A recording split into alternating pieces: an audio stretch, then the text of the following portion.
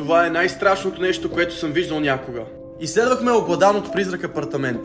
Хората, които живеят там, твърдят, че всяка вечер чуват стъпки и се отварят врати и всякакви такива необясними неща.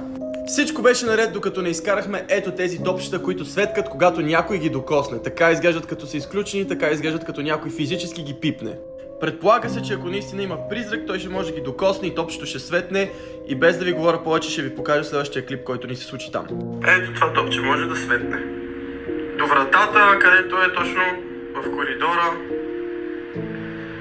Ще сме ти много благодарни. Благодарим ти. Добре.